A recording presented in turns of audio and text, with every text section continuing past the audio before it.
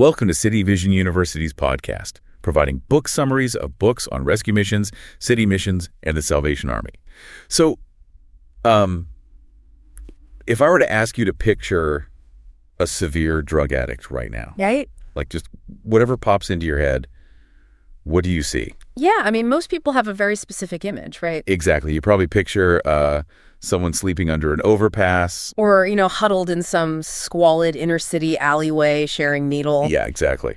Because we're so conditioned to see addiction as this, condition of the streets. Totally. But today, we're basically tearing up that stereotype completely. Yeah. Because the addict we are studying in this deep dive, well, he isn't wearing rags. No, not at all. He's wearing a tailored suit.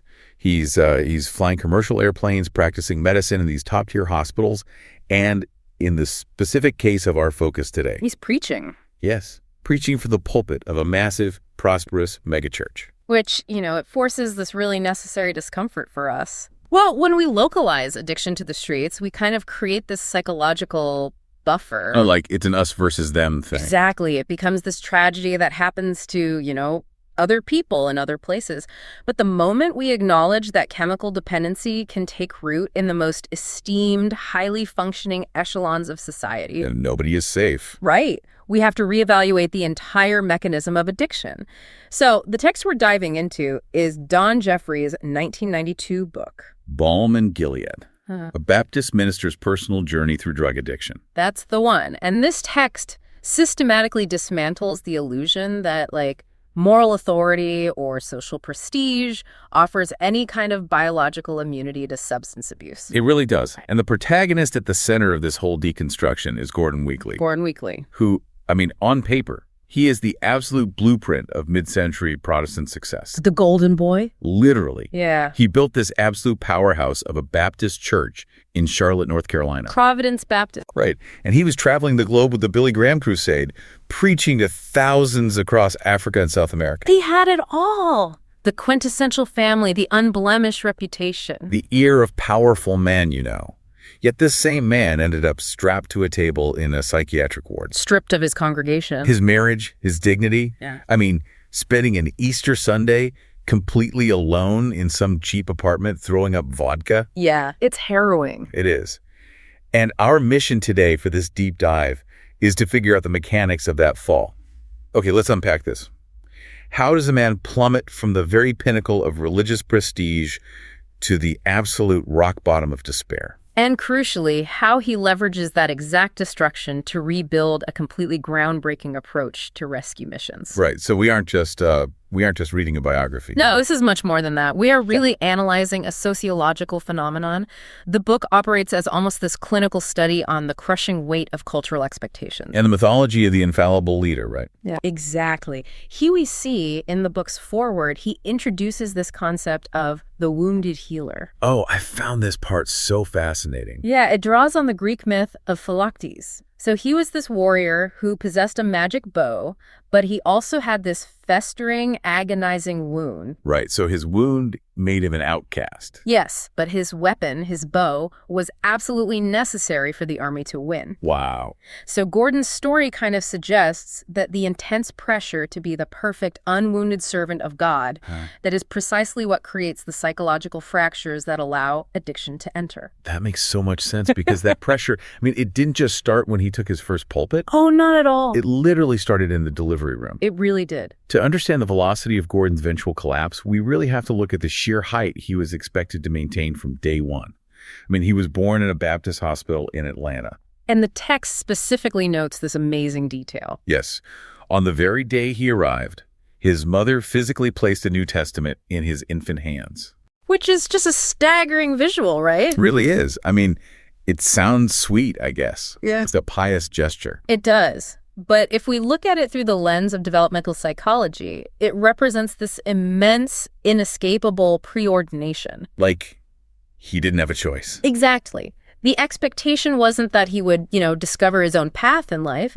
The path was handed to him before he could even open his eyes. Because it was in his blood. Deeply in his blood. He was born into a lineage steeped in this exact brand of service. His great-grandfather... George Washington Weekley? Right. Ordained in 1863, served as a chaplain in the 17th Georgia Regiment during the Civil War, Wow. and then later dedicated his life to ministering to the destitute. So the genetic and environmental messaging for Gordon was unequivocal. You belong to the church. No pressure, kid. Right. And then, he was raised in an environment that honestly felt more like a behavioral laboratory than a normal childhood. It's a good way to put it. He grew up in a house with 5 adults. His parents, his paternal grandmother, and the housekeeper, Katie. 5 adults, 1 child. Yeah. He didn't even have another child on his block to play with until he was like 8 years old. Which means he is constantly surrounded by adult scrutiny. Adult expectations. And the rigid moral framework of mid-century American Protestantism, he essentially bypasses childhood altogether. In that kind of environment, it forced him to develop a very specific coping mechanism. Relentless, quantifiable achievement. Yes. The text paints this picture of a boy who didn't just participate in things, he conquered them.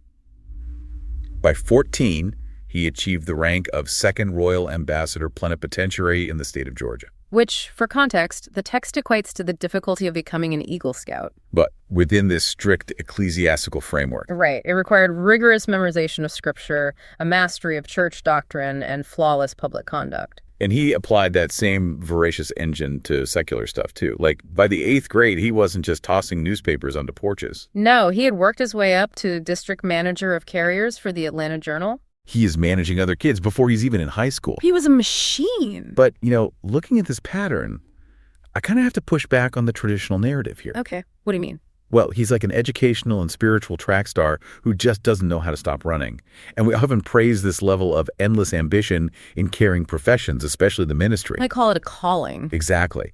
But I have to ask, is an engine that runs this hot actually a prerequisite for a successful pastoral career? Or is it a glaring systemic red flag for a catastrophic burnout? That is the perfect question, because the book forces us to confront that exact dichotomy. Right. Institutional growth, it absolutely relies on individuals with this kind of pathological drive. You don't build massive congregations without someone who is willing to sacrifice their personal boundaries. That's a dark truth. It is. However, the psychological vulnerability here is just profound. When a person's entire ego structure and sense of self-worth are tied entirely to overachievement and external validation, They don't know how to turn it off. they fail to develop an internal off switch completely. And when that validation is draped in theological language... Oh, when your overwork is praised as doing the Lord's work. Exactly. When you frame it like that, rest isn't just seen as lazy. Rest feels like a spiritual failure. Wow. So the fuel keeping him going wasn't divine grace at all. No, it was the biological adrenaline of constant success. And as we know, a human nervous system isn't a perpetual motion machine. That adrenaline has a biological limit. It always does. But for years, Gordon defied that limit. I mean, let's track his rise. He finishes seminary, marries his wife Norma Lou, and takes his first post in Masonboro, North Carolina. Right, which is just this quiet fishing village. But Gordon doesn't do quiet. No, he does not. He immediately starts accelerating. Mm-hmm. And that gains him attention, so he quickly jumps to First Baptist Church in Kings Mountain, significantly ahead of a normal career schedule. And his time at Kings Mountain perfectly illustrates the manic output we're talking about here. It really does. The congregation wasn't just getting a preacher on Sundays. They were getting a savior complex in motion. The text details his schedule, and it's exhausting just to read. Like the road trip. Right. He's driving a grueling 1,200-mile round trip to New York. Just to personally transport a German immigrant family he sponsored. Exactly. And then he's driving up into the mountains of West Virginia to advocate for a prisoner's parole. And the fire. We have to mention the fire. Oh, yes. During a fire at the church, he literally runs into the burning building to save a desk. A desk. A desk. And he suffers burns on his legs, but he refuses to take a day off. He returns to work the very next morning. Right. I mean, running into a burning building for office furniture is where the ambition clearly tips into self-destruction. Definitely. But the congregation, they don't see it as a warning sign. They see it as heroism. It's rewarded behavior. And this hyperdrive sets the foundation for his magnum opus, Providence Baptist Church in Charlotte. His crowning achievement. He arrives with a vision for massive expansion. We're talking about explosive, almost corporate-level growth. He spearheads a $400,000 mortgage. Which was an astronomical sum for a church at that time. Huge. He launches a kindergarten. He drives Sunday school enrollment up 43% in a single year. And he sets his sights on building a colossal 900-seat sanctuary. It's wild. He was treating the church not as a pastoral flock, but as an empire that required constant scaling. And that localized empire building caught the attention of the global evangelical complex. Right. Because by the fall of 1959, he secures what would be the ultimate validation for any ambitious minister of that era. An invitation to join the Billy Graham crusade on a tour of Africa. Exactly. But the logistics of how he actually gets to Africa are incredibly telling. Yeah, tell us about Arthur Ross. So initially, Gordon turns the invitation down. He tells Grady Wilson, who was one of Graham's top associates, that Providence Baptist simply can't afford to send him, given the massive debt of the new building project. Which is a very responsible pastoral decision. Right. But then a bricklayer from his congregation, this man named Arthur Ross, intercepts Gordon in the parking lot. Arthur tells him, "You've done a lot for me personally and for our church. You have to go." And he offers to personally bankroll the trip. A bricklayer. Now, it's framed as this heartwarming anecdote of congregational support, right? That's how it's presented. But the underlying psychology is heavy. It reinforces the dynamic that Gordon must constantly perform as the hero on an ever-expanding stage. His congregation is literally financing his ascent. He is no longer allowed to be an ordinary man. He is an investment that must yield increasingly spectacular returns. Man, that's a lot of pressure. And the pressure to deliver those spectacular returns leads to this incredible sequence in Venezuela. Oh, El Tucuco. Yes, with his old seminary classmate, Charles Clark. It reads less like a missionary trip and more like an adrenaline junkie chasing a high. It really does. So they hear about a Catholic mission called El Tucuco, located deep in the jungle near the Sierra de Paria Mountains. And it's a compound established to care for children and the elderly who had been abandoned by the hostile Motilone and Yukpa tribes. And for a man whose entire nervous system is wired to seek out the most extreme, profound expressions of faith, El Tucuco wasn't just a point of interest. It was a psychological magnet. Exactly. So they rent a car and drive 80 miles out of the city. The paved roads just disappear into dense jungle. And they are eventually stopped by a young military officer. Who gives them a very stark warning. He explicitly tells them that the area is equivalent to the American Wild West a century prior. Right, that they are in imminent danger of being killed by the local tribes. And he strongly advises them to turn back. Now let's analyze the decision-making process here. Please. A rational person, a man responsible for massive congregation back home and traveling under the banner of a major international crusade. They take that advice and turn around. They turn around, but Gordon and Charles, they press the accelerator. They literally drive past a 30-foot anaconda stretched across the road. It's madness. They reach the mission. They witness the extreme austerity of the priests and nuns operating in this hostile environment. And then they floor it back down the mountain, just hoping the tribesmen don't ambush their vehicle. Right. And they make it back to their hotel, where Grady Wilson is pacing the lobby, frantic.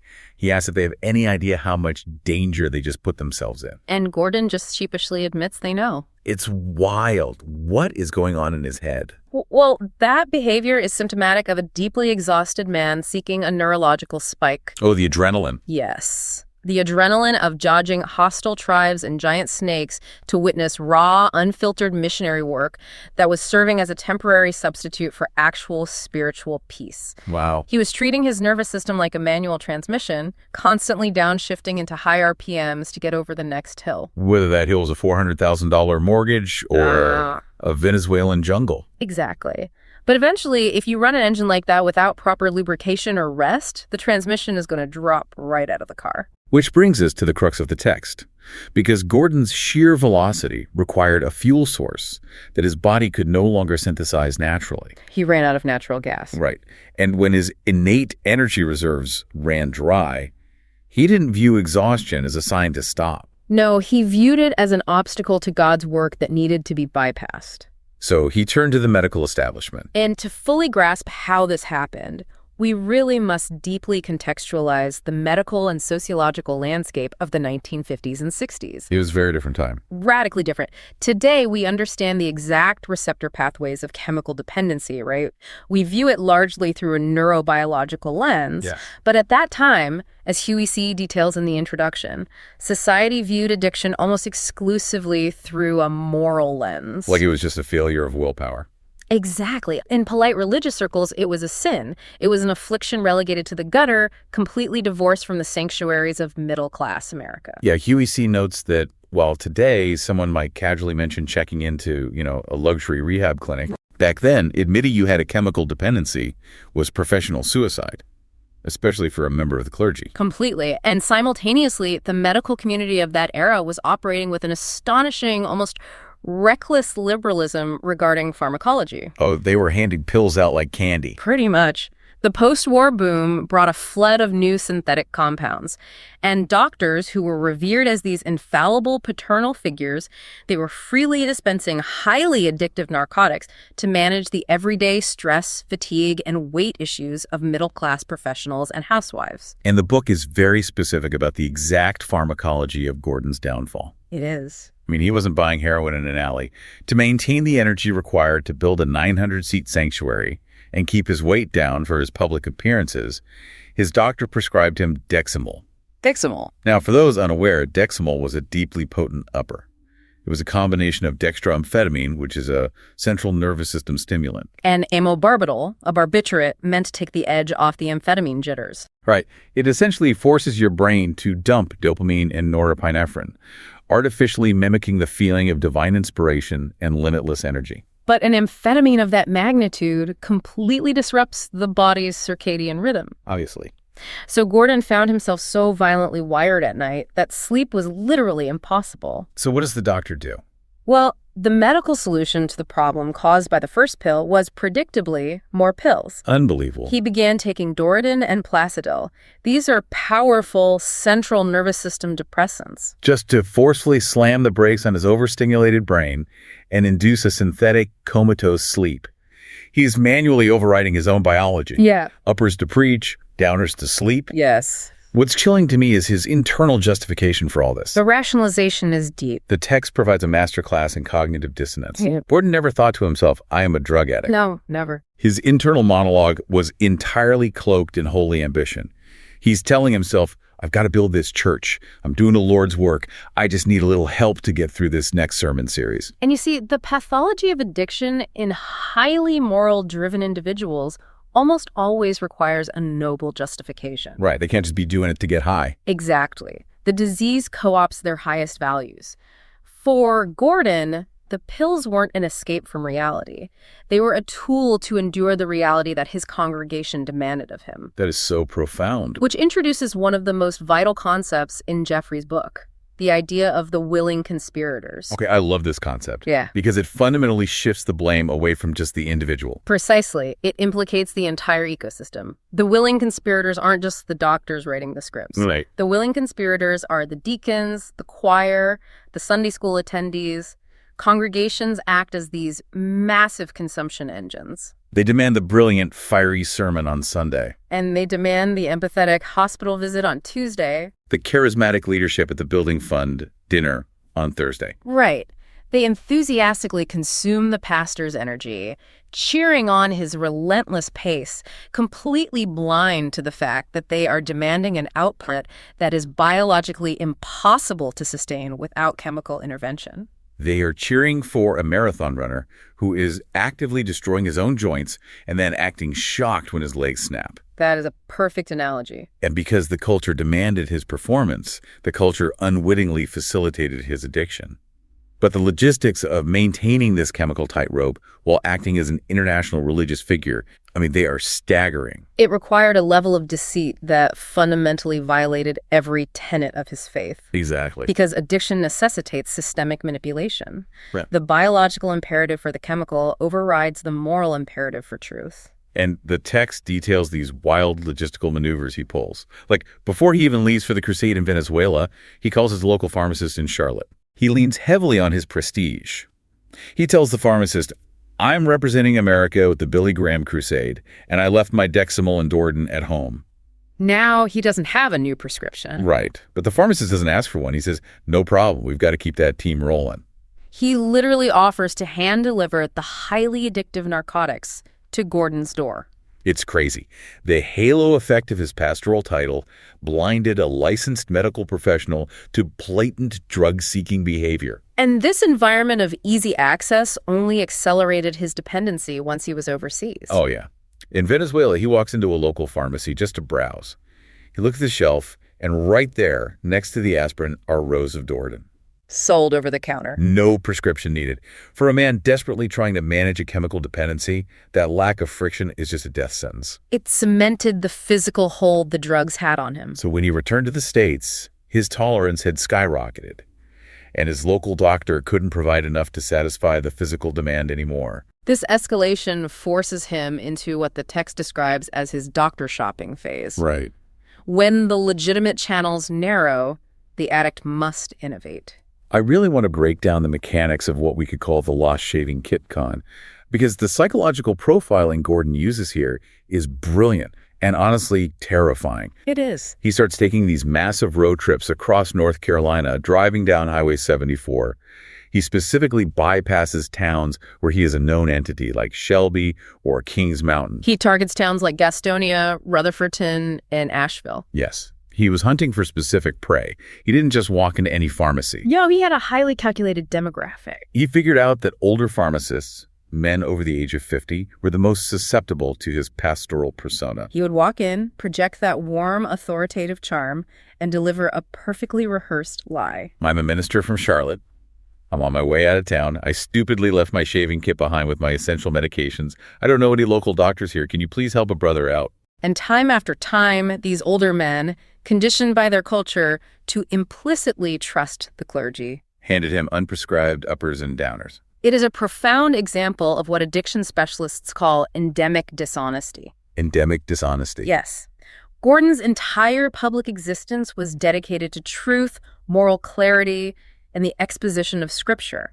Yet his private existence was a meticulously architected web of felonies. And the psychological toll of maintaining that kind of cognitive dissonance. Knowing you are a fraud every time you step into the pulpit, it just accelerates the physical collapse. It's complete. And that physical collapse could not be hidden forever.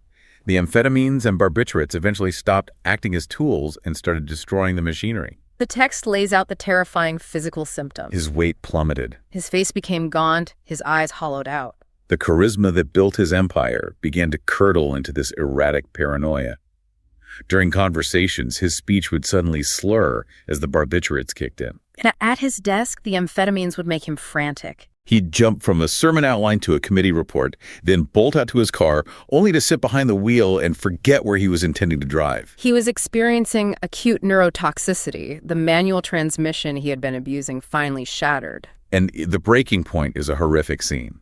He suffers a massive blackout in his own home after an overdose of Placido. He loses time completely. When consciousness slowly returns, he realizes he is strapped to a table in a psychiatric hospital in Atlanta. He is in the grips of chemical psychosis at this point. He actually hallucinates his father walking casually down an Atlanta street holding groceries. And then he looks up and sees his close friend, Dr. Roy McLean. Who is the pastor of First Baptist in Atlanta. Right, standing over him. Dr. McLean has to gently explain that Gordon's wife, Norma Lou, had secretly driven him to Atlanta to protect his reputation from the congregation in Charlotte. And the irony here is visceral. The man who had absolute control over a multi-million-dollar religious enterprise, who commanded audiences of thousands, is physically restrained, unable to trust his own senses. He even asks his friend, "Am I broken?" The medical diagnosis was a dissociation reaction, compounded by severe chemical dependency. He was staring down the barrel of electroshock therapy. Wow. The absolute secrecy he had maintained was officially over. The inner circle knew. And that knowledge quickly bled into the leadership of his church. The erratic behavior could no longer be dismissed as mere fatigue. No. 3 deacons, Jarvis Warren, Al Edwards, and L.B. Monty, they take it upon themselves to confront their spiritual leader. And they don't offer suggestions, they issue an ultimatum. They force Gordon into a mandatory 5-week leave of absence for what they diplomatically term a thorough physical examination. which precipitates one of the most psychologically complex moments in the entire narrative. Oh, this part is wild. Gordon has to stand before the massive congregation he built and explain his sudden disappearance without shattering his own mythology. So he delivers what the text refers to as his spiritual exile sermon. And we really need to dissect the rhetoric he uses here, because it is a masterclass in theological manipulation. It really is. He doesn't stand up and say, I am addicted to amphetamines and barbiturates and I need rehab. No. He frames his forced psychiatric leave as a divine calling into the wilderness. He actively compares himself to the Apostle Paul retreating into the Arabian desert to commune with God, and to the prophet Elijah withdrawing from the chaos of life. It is the ultimate defense mechanism. He wraps a very sordid biochemical failure in the most unassailable, lofty spiritual language available to him. He gives them just enough vulnerability to sound authentic, but completely controls the narrative. Like he admits he made the foolish error of trying to do the physical impossibility of running a massive church with the same personal touch as a small one. Right, blaming his work ethic. Exactly. And he casually mentions he resorted to the misuse of 2 medications prescribed for weight and sleep, causing undesirable side effects. Undesirable side effects. But then he pivots hard. Yeah. He tells the congregation that his time in the psychiatric ward was actually a glorious refresher course with God. Yeah. I want to pause here and really examine this. When a man stands in a pulpit and equates a drug-induced psychotic break to the Apostle Paul's divine revelation in the desert, is this purely malicious, calculated deception to save his salary? Or does the disease of addiction run so deep that his ego genuinely convinced him that his drug rehab was a spiritual test? What's fascinating here is it is almost certainly the latter, which is actually far more insidious than simple lying. Really? You think he believed it? Absolutely. Addiction creates a reality distortion field that the addict themselves lives inside. For Gorder to look out at that massive sanctuary and admit he was just a common drug addict who had completely lost control would require an ego death he wasn't yet capable of enduring. He could face it. His brain, desperate to protect its core identity as the infallible spiritual leader, utilizes the only vocabulary it has mastered, scripture and theology. He isn't necessarily plotting a malicious deception. He is a drowning man grabbing onto the life preserver of his own theological expertise. He genuinely believed that if he could just frame the narrative correctly, he could reassert control over his biology and his congregation. But biology doesn't care about your sermon delivery. No, it doesn't. The disease had progressed past the point of rhetorical management. The endemic dishonesty he relied on eventually eroded his entire life. The congregation couldn't ignore the ongoing reality. He loses Providence Baptist Church. He loses his identity as a respected pastor. And most devastatingly, his marriage collapses. Norma Lou eventually divorces him. The spiritual exile he preached about becomes a literal permanent banishment. The golden boy of the Southern Baptist Convention is entirely excommunicated from the world he built, which precipitates his fall to the absolute bottom. The text paints a grim picture of his new reality. He is living in a cramped one-bedroom apartment near uptown Charlotte. Stripped of his calling, he is forced to take a job working as a furniture salesman for a friend named Doug Broadway. And he is profoundly depressed, feeling entirely inept and humiliated in this secular role. And this trajectory bottoms out on a very specific, symbolically heavy day. Easter Sunday. The holiest day on the Christian calendar. The day dedicated to resurrection and triumph. Think about the sensory memory of a pastor on Easter. He knows exactly what time the sunrise service starts. He knows the exact hymns the choir is singing. He can smell the lilies banking the altar of the 900-seat sanctuary he built. But Gordon isn't wearing a robe. He is alone in his cheap apartment. He is on his knees, but he isn't praying. He is violently throwing up a fifth of 4 Roses vodka that he had desperately consumed the night before to numb the isolation. It is a visceral tableau of total ego death. The man who tried to orchestrate his own salvation through sheer willpower and chemical enhancement is reduced to purely biological suffering on the floor of a rented room. It's so dark. But structurally, this absolute reduction is necessary. You cannot rebuild a foundation until the rotted structure above it has been completely demolished. Wow. And anyone who has studied the history of urban rescue missions, especially our City Vision University students listening right now, knows the exact environment Gordon was about to enter. Yes. Having lost his income, his prestige, and his home, Gordon's circumstance forces him into the downtown rescue mission. And the narrative irony here is incredibly potent. He is forced to seek refuge in the very institution he once looked upon with a mixture of distant pity and aristocratic superiority. Let's contextualize that arrogance. Years earlier, when he was the untouchable king of Providence Baptist, Gordon used to occasionally act as a guest preacher at the Charlotte Rescue Mission on Church Street, which was run by a man named Frank Caldwell. And we, of course, know exactly what that 1950s rescue mission looked like. It operated strictly on the old, highly transactional model, colloquially known as 3 hots and a cot. Right. It wasn't a place of rehabilitation. It was a holding pen. The text describes it perfectly. A dingy, poorly lit storefront in the grimy industrial sector of the city. The room was filled with mismatched folding chairs and stained army cots. And when Gordon guest preached, he would look out over a captive audience of men the text describes as brain-dead, unshaven, stony-eyed, and hollow-cheeked. These men weren't there for spiritual enlightenment. No, they were there because it was freezing outside, their stomachs were empty, and enduring Gordon's sermon was the mandatory toll they had to pay to get a bowl of soup and a blanket. And Gordon would leave those services and drive back to his pristine suburbs, admiring Frank Caldwell's stamina, but internally recoiling at the thought of doing the work himself. He was highly self-aware of his own narcissism. He knew he required the feedback loop of a well-dressed, affluent congregation. He needed the swelling choirs, the respectful silence, the tangible markers of his own eloquence. He explicitly told himself that if he ever lost his prestigious pulpit and had to work in a squalid place like the Mission, he would simply find a different profession. Now, fast forward through the amphetamines, the psychiatric ward, the divorce, and the vodka. Gordon Weekley approaches the doors of that exact same mission. But he doesn't pull up in a nice car with a freshly pressed suit. He walks through the doors, carrying a single suitcase containing everything he owns in the world. He isn't there to deliver a guest sermon. He is there to claim a cot. The contrast is unbelievable. I want you to really sit with the humiliation of that moment. Imagine being a celebrated, highly compensated CEO, suffering a very public, catastrophic collapse, and being forced to sleep in the exact same homeless shelter where you used to occasionally drop off old coats for a tax write-off. The psychological destruction of his pride was absolute. But that destruction was the prerequisite for his actual resurrection. Yes. It was only in that space of total, inescapable surrender that the theoretical theology he had preached his whole life became a practical reality. And the catalyst for his return wasn't a booming voice from heaven or a massive crusade. It was an intellectual spar with a fellow outcast. Enter Jim Lewis. This is the pivotal interaction of the entire book. Jim is a fellow resident sleeping on a cot near Gordon. He's a Catholic who has strayed far from his faith, but he possesses a deeply inquisitive, restless mind. And word gets around the cots that the new guy used to be a big-shot pastor. Right, and Jim Lewis decides to test him. Jim starts bombarding Gordon with the heaviest theological questions a person can ask. He peppers him relentlessly.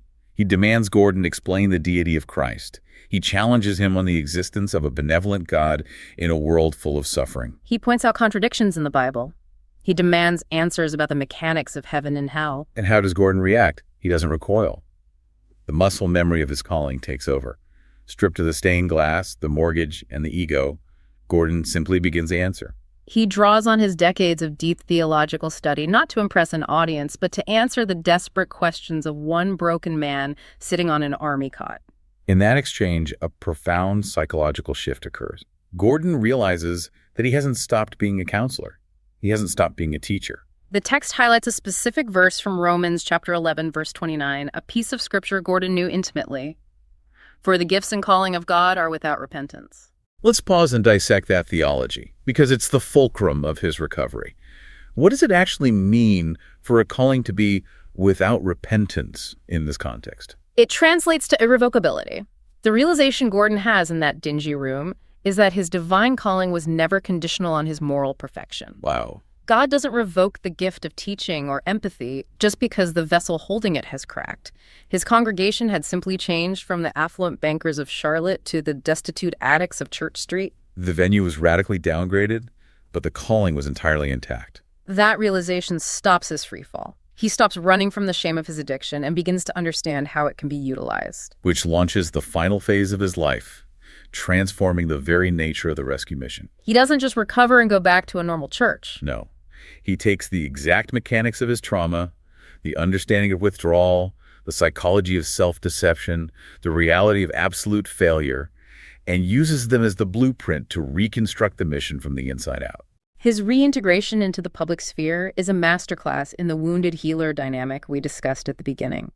It starts when a pastor named Wendell Davis takes a significant risk and invites Gordon to speak at Midwood Baptist Church on a Sunday night. And the Gordon that steps into that pulpit is fundamentally different from the man who delivered the spiritual exile sermon years ago. Oh, completely different. There is no rhetorical manipulation. There is no theological shield. He delivers a raw, bleeding, unfiltered testimony. He talks openly about the pills, the psychiatric ward, the cheap vodka, and the total loss of his family. But then he talks about what he calls the payoff of his addiction. The payoff. He tells the congregation that God had to violently strip him of his megachurch, his marriage, and his towering pride so that he could be emptied out completely. He states that because he walked through the absolute hell of chemical dependency, he can now look a shaking, vomiting addict in the eye at the mission and truly experientially identify with him. He declares that he would rather live in one rented room and help pull a broken man out of the gutter than return to the 5-bedroom mansion he used to occupy. And that authenticity is magnetic. It propels his rapid ascension within the mission's hierarchy. He moves from being a resident sleeping on a cot to serving as an assistant chaplain working alongside a man named Bill Reynolds. His administrative brilliance, the same drive that built a $400,000 church, is now laser-focused on rehabilitation. Right. Eventually, the director of the mission, Bill Kaufman, resigns, and the board offers Gordon the position of executive director. But the narrative provides one final, agonizing test of his resolve. This part is like a movie script. Right at the exact moment he is offered the grueling, low-paying job of running the rescue mission, the universe drops a massive temptation in his lap. He is simultaneously offered a highly lucrative, prestigious position to be the head pastor of Commonwealth Baptist Church. It is the ultimate crossroads. He is offered a fully funded return ticket to his old life. The comfortable salary, the respectability, the middle-class congregation he always believed his ego required to survive. It's the moment of truth. And he turns the mega church down flat. He chooses the mission. And by making that choice, he gains the authority to fundamentally revolutionize the institution. He renames the facility the Rebound Christian Rehabilitation Center. He systematically dismantles the archaic 3 hots in a cot transactional model that you and I know was the historical standard. Let's look at the mechanics of what he actually built at Rebound. Because he had lived through the inadequacy of forced surface-level piety, he knew that making a starving man listen to a sermon doesn't cure the underlying trauma of addiction. Right. He introduces a highly structured, comprehensive curriculum. He brings in deep psychological counseling. He implements long-term housing programs, life skills training, and true contextualized religious education that addresses the root causes of their pain, not just their immediate hunger. And the efficacy of his new model was undeniable. Under his leadership, the Rebound Center's reputation exploded across both the Christian and secular social work communities. Directors from other rescue missions began traveling to Charlotte specifically to study his operational architecture. He expanded the center's capacity to house 138 men, managed by a dedicated, highly trained staff of 17. The man who nearly destroyed his own brain with amphetamines became the architect of one of the most sophisticated, compassionate rescue missions in the country. It is a stunning, symmetrical redemption. But the emotional climax of Jeffries' book doesn't take place in the bustling hallways of the Rebound Center. No.